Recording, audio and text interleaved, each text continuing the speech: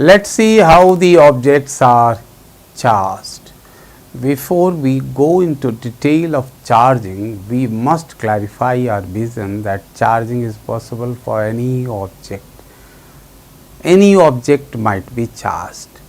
Like you see, when you place wooden rod before some hot furnace, that would get hot. Wood is not conductor, but that would get hot. It is not conductor means the heat is not flowing in that smoothly. Likewise, when the current is not flowing smoothly, we say it is not a conductor, but charging is possible. You see, glass is not a conductor and glass is charged. Ebonite rod is not a very good conductor, but it is charged. So, let us be confident that charging is possible for any object, whether it is conductor or insulator.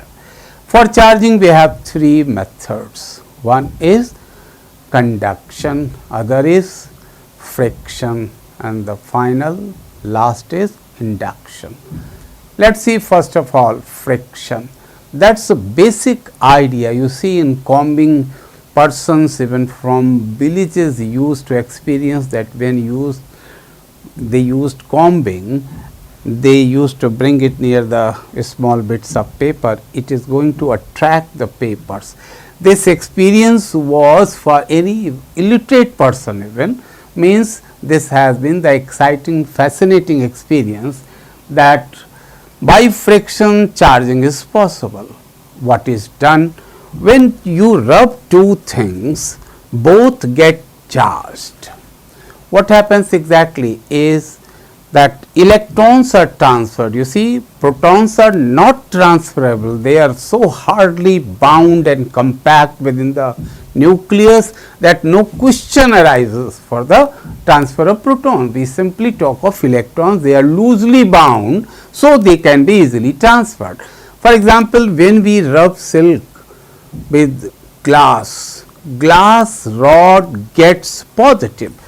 When you say rod is getting positive, what does it mean? It simply means that electrons have gone from glass rod and it requires deficiency of negative charge, that is why it has become positive. Similarly, if you rub ebonite with cat's fur, ebonite rod is going to get electrically negative. This is how charging is possible by friction. In this method, electron is transferred from one to other. So, overall conservation of charge holds quite good over here also. Second method is conduction. This method is possible for conductors. What we do, one charged object is brought near a uncharged object. It is brought in contact, not simply closer, it is brought in contact. The contact is very much allowed over here. Now, what happens? The same charge will be redistributed on both.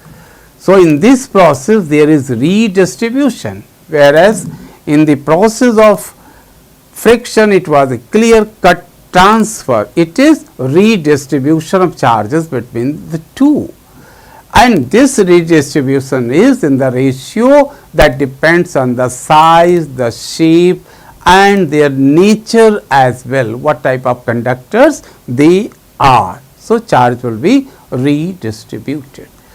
Then third and most interesting method is that of induction. It is a bit complex also to be understood.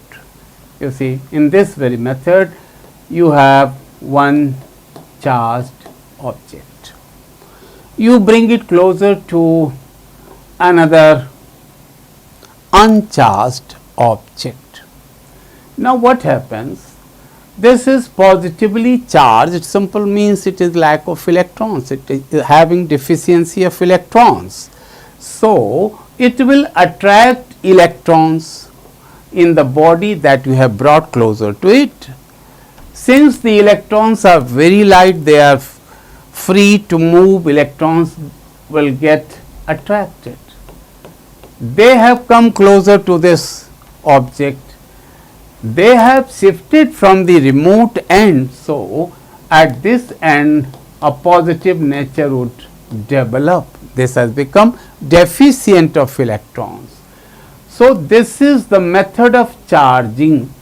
Equal and opposite charges have appeared on both the ends. Suppose it was Q0, this would be known as inducing charge, and here the charge induced is say minus Q, this is going to be plus Q. This is the method of charging by induction. Within this, there is not the transfer of charge or electron from one body to another. It is only redistribution, rearrangement rather you can say, rearrangement of charge within the body getting charged by induction. Now, you might do one more thing. If you simply just connect it with the earth, with the ground, this charge will automatically leak to the earth. Now, what remains is here, it is minus only. See, here this has gone out. So, it could be retained this way, one end is negative, the other end has shifted its charge. So, this situation can be retained for longer period. In conductors, this is possible. This is charging of conductor by the method of induction, and this charge induced could be retained. Suppose it is not the conductor, it is insulator, then also what happens, say this is insulator and you have brought this charged body. Because of this, the atoms within the insulator will get polarized and will get aligned along the field produced by it. So, this side minus charge will develop, this side there would be positivity. So, charging is possible in insulators also, but this is not a clear cut shifting of electron. This is because of the polarization of the atoms and their alignment because of the effect of the external field. So, charging is possible in both. Say this is minus Q, this is plus Q, but after removal of this it is going to be as usual, means in insulators when we follow the method of charging by induction, it is not going to be retained after removal of this. Now, we have a clear cut relation between the two. This is relation for inducing charge and induced charge. Since K can never be less than 1, this is not possible. So, you can say that Q can never be greater than 0, Q0 means the charge induced can never be greater than inducing charge. In metals, you know, K is infinity, put here 1 upon infinity becomes 0, there the maximum charge can be induced equal to inducing charge. But normal practice is that charge induced is always less than, either less than or equal to inducing charge.